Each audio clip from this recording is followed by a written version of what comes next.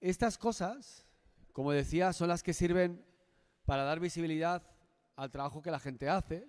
Evidentemente, si yo hablo de David o hablo de González Vadillo, casi todos los conocéis por muchas cuestiones, ¿no? Pero hay personas que tienen una trayectoria profesional que les define y que muchas veces la visibilidad que han tenido ha sido en un ámbito y obviamente no en todos. A mí me hacía ilusión el año pasado, pero no pudo ser, y este año sí que me hace ilusión por una cuestión además. Isabel López, que es la profesora que va a continuación en la conferencia, se lanzó, para mí es una de las personas que yo admiro su capacidad de adaptación, es decir, y de crecimiento, de intentar ser cada vez un día mejor, cada vez un poquito mejor. Y eso es algo que intento inculcar a los alumnos que tengo en grado, que estáis aquí muchos de vosotros. Y en ella lo veo constantemente, veo un crecimiento increíble. Ella se atrevió a abordar una tesis doctoral en un ámbito como es la cardiología del deporte, que para los profesionales del ejercicio físico está muy lejana. Nos hartamos de decir que sabemos de salud y que sabemos que queremos estar en la salud, pero gente que se ha acercado de verdad a la salud y que se ha metido con los cardiólogos, o sea, con los que saben de cardiología o con los que saben de endocrinología, con los que saben, muy pocos. Y tenemos muchas cosas que decirles. Isa fue de esas personas valientes que se sentó con cardiólogos, y lo dice el único licenciado que ha colaborado en la Guía Europea de Cardiología. Soy el único licenciado en Educación Física que ha participado de la elaboración de la Guía Europea de Cardiología. Pero es así. Ella, yo obviamente ese melón no lo voy a empezar, pero ella cogió ese toro por los cuernos. Se enfrentó a una tesis doctoral que iba a manejarla directamente con cardiólogos. Es un reto que muy poca gente afronta, ¿eh? Muy poca. Hay mucho valiente de boquilla, pero luego tirarse al ruedo no es fácil. Y no solo lo ha hecho, sino que con mucho esfuerzo, porque hacer una tesis doctoral, y yo lo digo públicamente porque es así, hacer una tesis doctoral dentro de un grupo de investigación, es muy fácil, pero coger una tesis doctoral y hacerla sola, lógicamente guiada por su director, por sus directores, etcétera, pero sola, con tus recursos, sin un centro de investigación, un proyecto, eso tiene más mérito aún, muchísimo más. Y ahí está, y ha llevado a cabo un estudio piloto, un ensayo clínico. Hacer un ensayo clínico no es fácil, y consiguió hacer un ensayo clínico, y lo ha hecho con ejercicio, y lo ha hecho, en este caso, en hipertensión. Y los datos de ese estudio, que ya ha salido el primer trabajo publicado en una revista muy importante, están dando lugar a más trabajo. Para mí es un orgullo que podáis escuchar y poder tener aquí a la profesora Isabel López. Gracias, Juanra. Buenas tardes. Yo, lo primero, os daría un premio. Un premio por estar estas horas aquí, porque estamos muy cansados. Yo doy fe porque llevo aquí también desde ayer y son 2 días muy intensos. Entonces, lo primero, gracias a los que estáis todavía aquí a última hora. Agradecer también a la Universidad Alfonso X y sobre todo a Juanra por haberme invitado a este congreso, que es un placer para mí estar hoy aquí.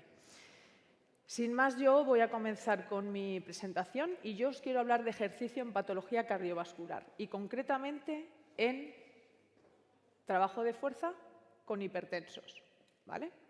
Veis que también pone nuevos planteamientos y es porque os voy a presentar ese estudio que os ha comentado Juanra. Hemos hecho un ensayo clínico.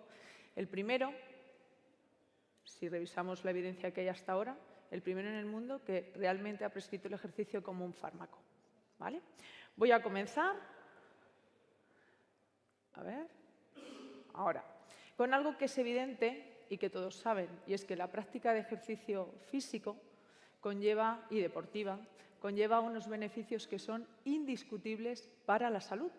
Pero, sin embargo, también saben que la práctica deportiva, y quiero remarcar deportiva, implica algunos riesgos, como las lesiones musculares, articulares y ligamentosas o eventos muchos más trágicos como es una muerte súbita asociada al deporte.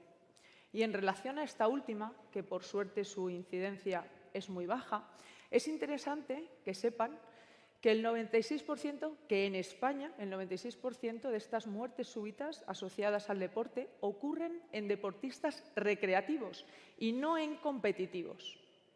Que lo normal es que asociemos la muerte súbita a una patología que es congénita del miocardio, pero que la realidad es muy distinta.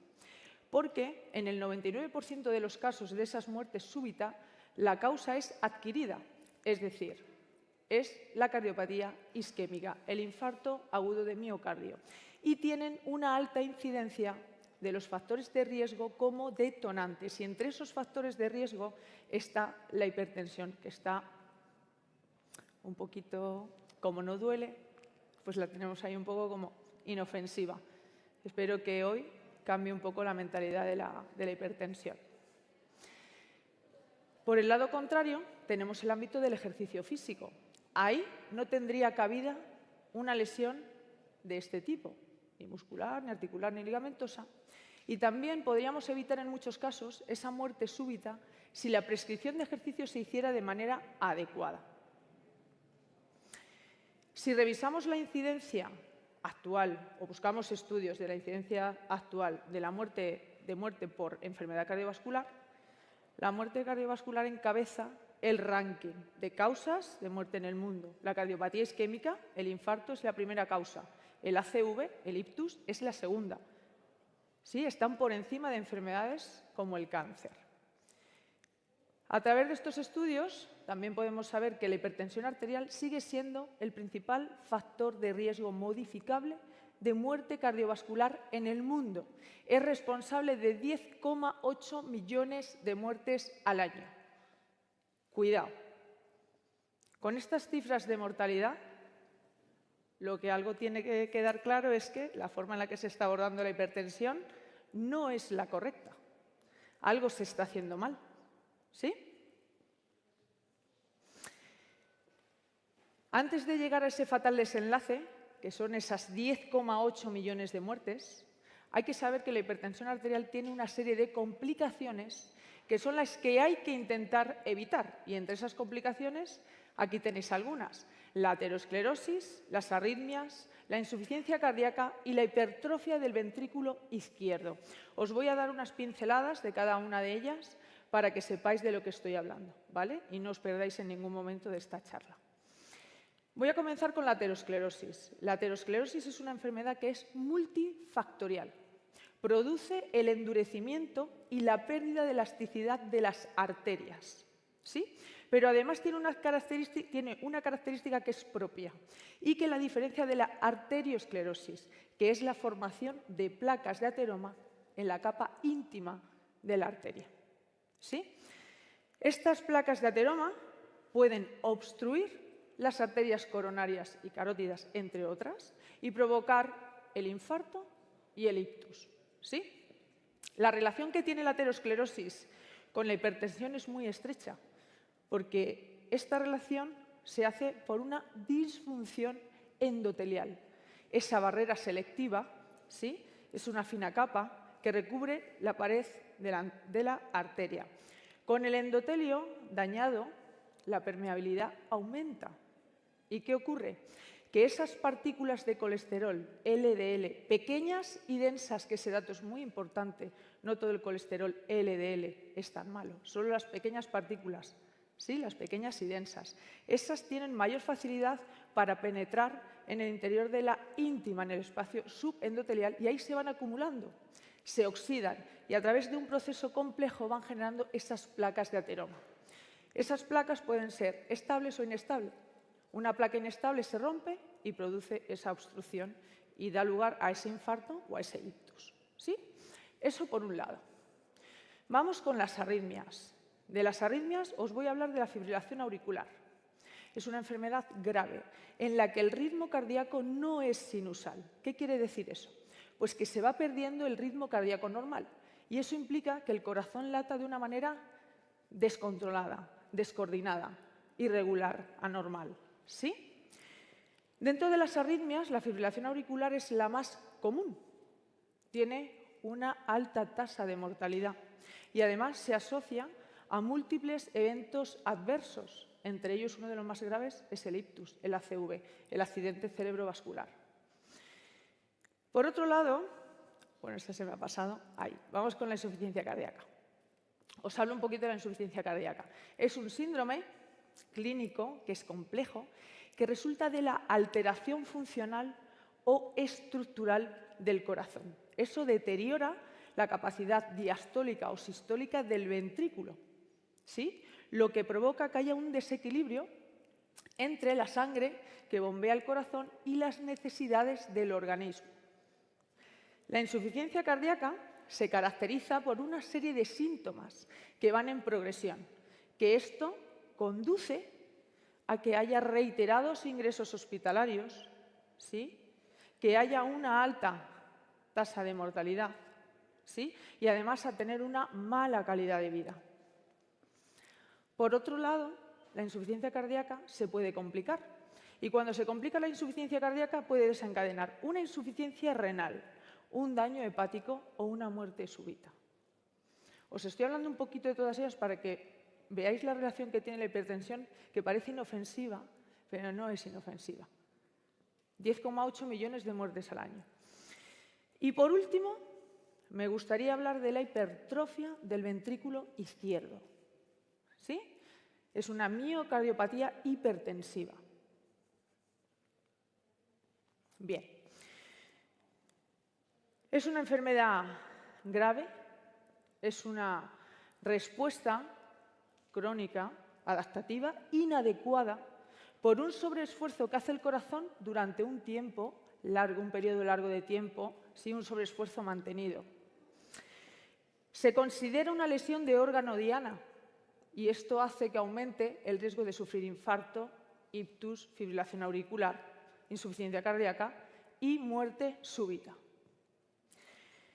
Es importante saber diferenciar o saber que no es lo mismo una miocardiopatía hipertensiva que una miocardiopatía hipertrófica, porque la hipertrófica es una patología que es congénita del miocardio y es la más común y además se relaciona con muerte súbita, sobre todo en menores de 25 años.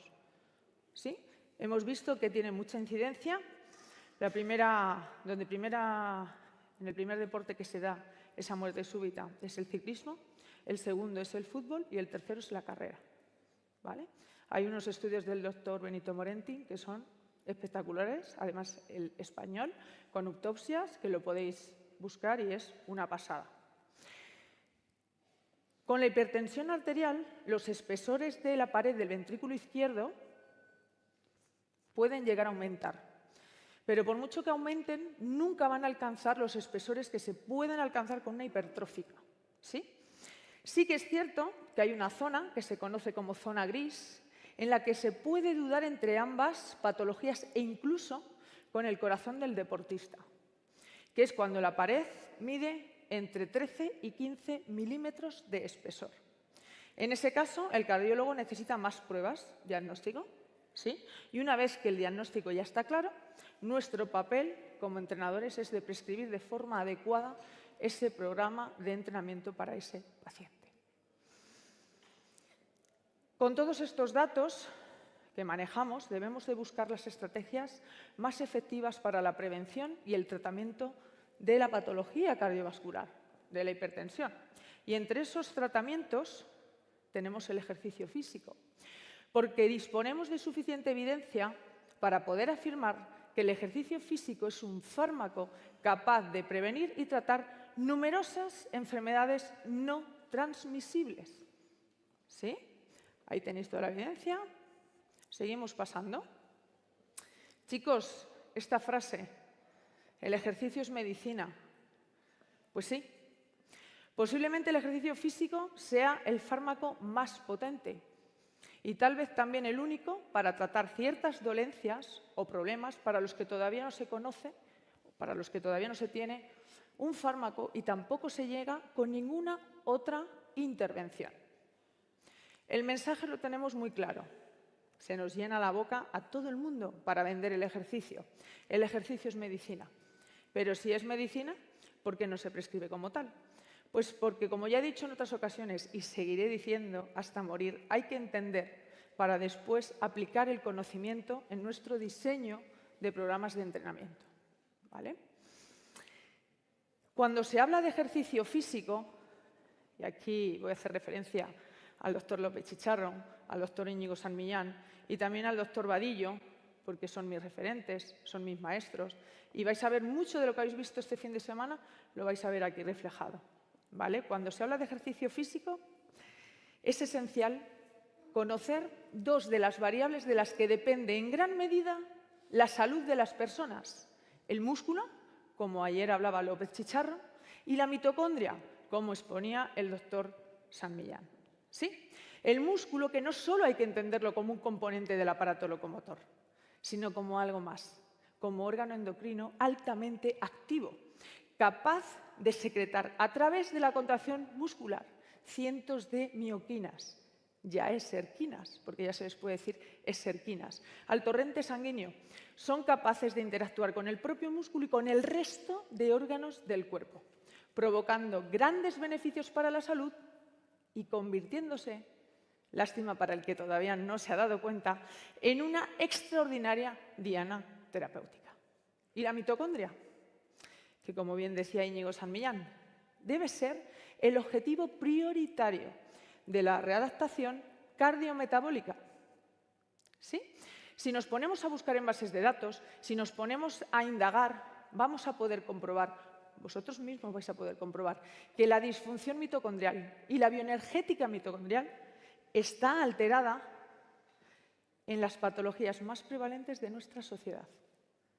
Y que el único estímulo capaz de poder promover esa biogénesis mitocondrial, de poder mejorar esa función mitocondrial, es el ejercicio físico. Y si alguien conoce otro método, otro fármaco, que revise y que lo diga. Estamos deseando. Ahora les voy a hacer pensar un poquito. Piensen en todos esos fármacos que manejamos a diario para la hipertensión arterial. Como son muchos, yo les he puesto aquí unos pocos. Y ahora les voy a hacer un planteamiento. Imagínense que yo soy hipertensa. ¿Podría decidir yo misma qué fármaco tomarme? Pregunto. ¿Podría elegir yo, dependiendo del día como esté? Pues hoy creo que me voy a tomar este. Dependiendo del día, ¿puedo elegir qué fármaco tomar? No. ¿Y cuánto tomar? Tampoco.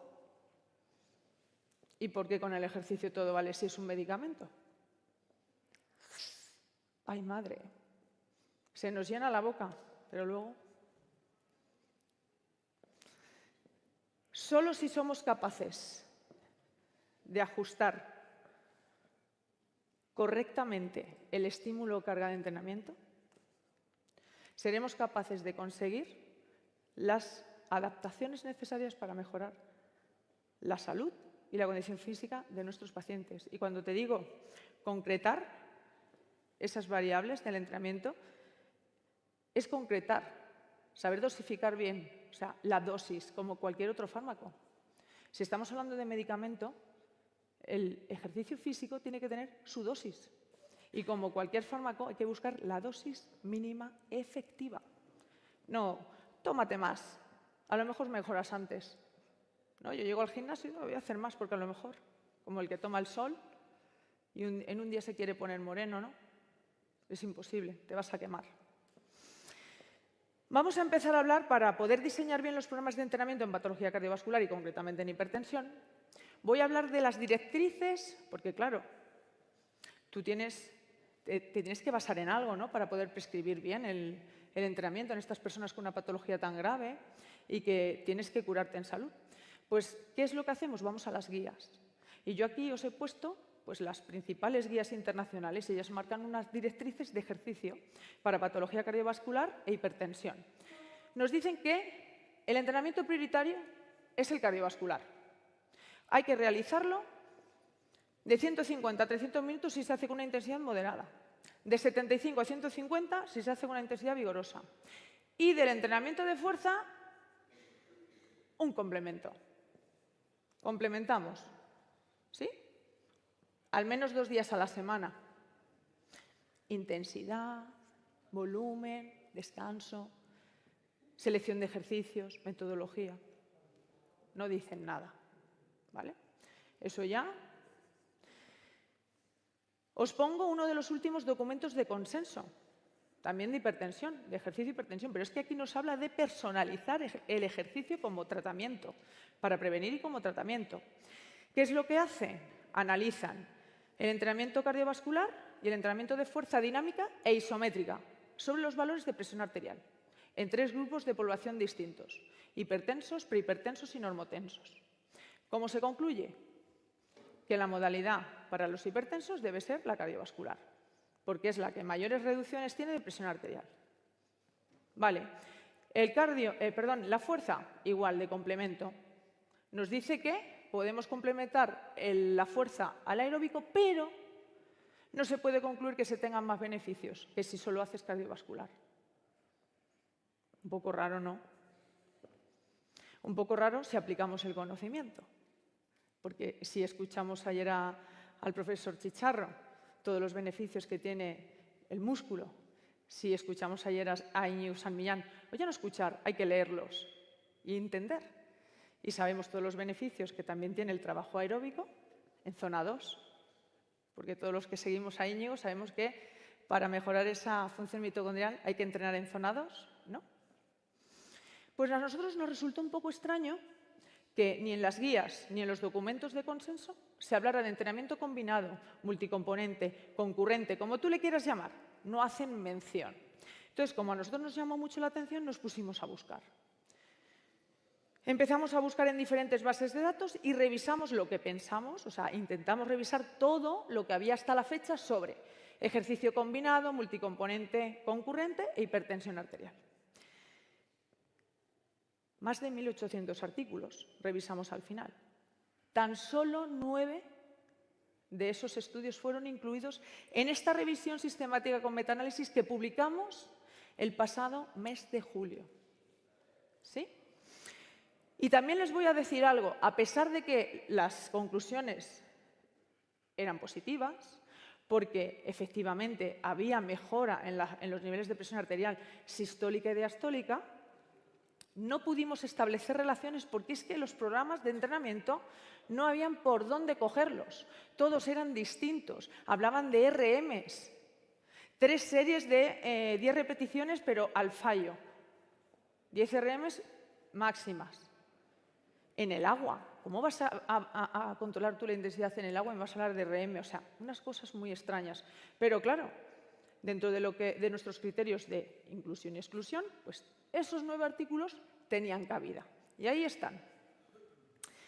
Con ese metaanálisis fuimos portada de la revista Sports, pero además, y lo más importante, es que nos sirvió de base. Fue la justificación para poder llevar a cabo nuestro ensayo clínico Corazón y Salud, que tengo el placer de presentarles a continuación. En base a la evidencia actual, podemos afirmar que Corazón y Salud es el único estudio hasta la fecha que realmente ha prescrito el ejercicio físico como un fármaco, individualizando la dosis para cada paciente.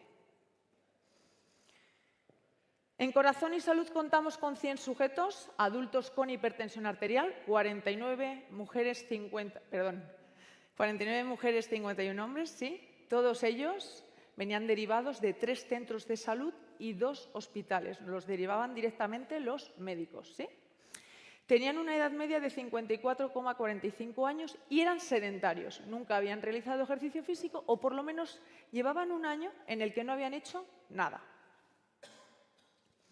Lo primero que hicimos fue la planificación del entrenamiento y para ello recabamos toda la información posible de nuestros pacientes.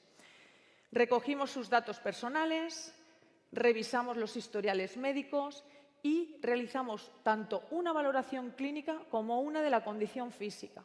¿Para qué? Para conocer el punto de partida de nuestros pacientes, los objetivos que queríamos conseguir y algo muy importante, los condicionantes y limitantes que tenía cada sujeto para poder desarrollar los programas de entrenamiento. En la valoración clínica lo primero que hicieron fue el cuestionario, rellenar el cuestionario PARQ, ¿no? Eso es de manual. Luego hicimos una valoración de los parámetros hemodinámicos. Medimos presión arterial sistólica, presión arterial diastólica, presión de pulso, doble producto y presión arterial media también, que se me había escapado por ahí. Medimos la frecuencia cardíaca basal, la media y la máxima. Una vez que teníamos los parámetros hemodinámicos, pasábamos a la composición corporal, ¿vale? Para ello utilizamos el InBody 770. Con ello hicimos un análisis de músculo-grasa, un análisis de obesidad, medimos, valoramos también el área de grasa visceral y analizamos el ángulo de fase para saber cómo estaba su salud celular en ese momento. Medimos también el perímetro abdominal y para saber cómo tenían, para valorar su perfil lipídico y la glucosa, pues con una bioquímica de sangre, ¿sí? Aquí nos echaron un cable pues los centros de salud, el hospital, que nos proporcionaban esas analíticas. Algunos con problemillas, no fue fácil, pero lo conseguimos. Después pasamos a la valoración de la condición física. Medimos la fuerza de agarre manual con un dinamómetro. A mí no me convencía mucho, bueno, al equipo no nos convencía mucho, pero lo hicimos porque como en salud se mide y no hace daño, pues vamos a medir la presión manual. Y ahora ya viene aquí lo más importante, chicos, medimos la fuerza de hemisferio superior y hemisferio inferior, y lo hicimos a través de la velocidad de ejecución. Y aquí ya entra en juego nuestro querido Juan José González Vadillo, que yo lo he dicho, amén, que este señor sí que es la Biblia. Medimos también la capacidad cardiorrespiratoria y lo hicimos con un test clínico de cargas progresivas en cicloergómetro. Medimos potencia, medimos frecuencia cardíaca máxima y estimamos también el VO2. La capacidad, creo que me he pasado. La capacidad funcional y la calidad de vida la medimos con unos test, con diferentes test, ¿vale? Una vez, a ver, antes de llegar a esto, que aquí ya empezamos con cositas interesantes de la prescripción, os cuento, en el estudio tuvimos 3 grupos de intervención y un grupo control. Por tiempo no os puedo contar todos, así que me voy a centrar en uno, ¿vale? Que es el grupo de entrenamiento multicomponente, combinado, concurrente, como le queráis llamar. Nosotros le llamamos combinado porque solo analizamos la fuerza y el cardio. Multicomponente, si por definición, a la definición nos ceñimos, pues tienes que hacer también coordinación, tienes que hacer flexibilidad, bueno, como más cositas, ¿no? Entonces vamos a llamarle combinado. Nos vamos a centrar en el combinado y sobre todo en la unidad de fuerza. ¿Vale? Voy a hacer hincapié en la unidad de fuerza para que veáis cómo lo hicimos. El periodo de intervención, pasamos a la periodización, después de la planificación, que ya recabamos toda la información que necesitábamos, pasamos a la periodización, donde determinamos la estructura temporal sobre la que íbamos a desarrollar después la programación. Fueron 12 semanas, un ciclo de entrenamiento, 3 meses duró nuestro estudio, ¿vale? El modelo de programación, esto es muy chulo, nuestro modelo de programación fue no priorizado. La intensidad y el volumen no se modificaron. No quiere decir que no se cambió. No la modificamos durante todo el periodo. Si habéis escuchado a Juan José, esto es importante. Porque lo que quiere decir esto es que nuestros pacientes entrenaron en regresión y no en progresión, como todos los estudios que hay hasta la fecha. Eso es importante. La frecuencia de entrenamiento fue mínima, 2 días por semana. Realizaron 24 sesiones en total de 60 minutos y completaron un total de 48 unidades de entrenamiento, porque en cada sesión de entrenamiento realizaban 2 unidades de entrenamiento de 20 minutos. Una neuromuscular, de fuerza, y otra cardiovascular. Vamos a seguir hablando, pero del de fuerza, de la parte de fuerza. Llegamos ahora a la programación, y este proceso es clave, ya que estamos hablando de dosificar el entrenamiento, ¿sí? Aquí lo que hicimos fue determinar y concretar las variables del estímulo o carga de trabajo. Lo hicimos a través de la velocidad de ejecución, como os he comentado. Para la intensidad la determinamos a través de un test de cargas progresivas para estimar la 1RM y programar el grado de esfuerzo. Las intensidades de trabajo fueron del 50% de una RM para el entrenamiento de hemisferio superior y de un 60% para el entrenamiento de hemisferio inferior. El volumen se estableció mediante un test de pérdida de velocidad intraserie. La magnitud de pérdida de velocidad fue baja, un 15% para hemisferio superior y un 10% para hemisferio inferior. Y atentos a esto, el número de repeticiones no fue el mismo para todos los pacientes. Se individualizó a través de este test de pérdida de velocidad. ¿Qué conseguimos con esta cuantificación de la intensidad y el volumen?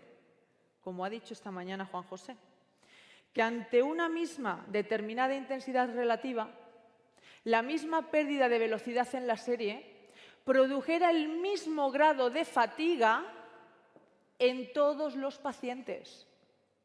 Porque si yo a todos le pongo el mismo número de repeticiones, ya no estamos hablando de la misma fatiga. Pero así sí. Unos hacían 5, otros hacían 7, otros hacían 10. Se individualizó la carga de trabajo para cada uno de ellos. Por último, la densidad del entrenamiento, que me tapo, yo no me veo, la fijamos en 3 minutos de descanso entre series y entre ejercicios y de 48 a 72 horas entre sesiones de entrenamiento. Tenían que descansar, ¿sí? No se pueden hacer sesiones consecutivas. Para terminar con la prescripción de ejercicio, determinamos y concretamos las dos últimas variables del entrenamiento, la selección de ejercicios y la metodología. Atentos a esto. Solo seleccionamos 2 ejercicios. Solo realizaron 2 ejercicios. Dosis mínima. Y para la metodología, ¿qué hicimos? Pues escogimos una progresión horizontal. ¿Qué quiere decir eso? Pues que se ponían con la sentadilla, con el squat, ¿sí? Y terminaban su ejercicio antes de comenzar con el press de banca. Esto sería una adecuada prescripción del entrenamiento con una dosis mínima efectiva de ejercicio físico para hipertensión. Y este es el equipo que lo diseñó y que lo hemos llevado adelante. El estudio ya está hecho, los datos ya están, el manuscrito está listo. Vamos a mandarlo ahora para que se pueda publicar lo antes posible. Por cuestiones éticas, al no estar todavía publicado, pues no me voy a meter en resultados, así como ha dicho David a Juanra, si quieres ya el año que viene, pues ya hablamos. Chicos, para concluir, porque yo sé que estáis muy cansados, he intentado ir rápida, os voy a dejar 4 mensajes. El primero, el ejercicio físico debe ser tratado como fármaco y, por tanto, debe ser adecuadamente dosificado. Solo si controlamos y ajustamos correctamente el estímulo o carga de entrenamiento, conseguiremos provocar las adaptaciones necesarias para mejorar la salud y la condición física de nuestros pacientes. El ejercicio físico individualizado es la clave para la prevención y el tratamiento de las patologías más prevalentes de nuestra sociedad. Y el cuarto mensaje, el factor de riesgo más grave en el ámbito del ejercicio físico es la falta de competencia profesional. Así que, ya saben, hay que estudiar, hay que seguir aprendiendo, nunca hay que dejar de formarse. Y muchas gracias.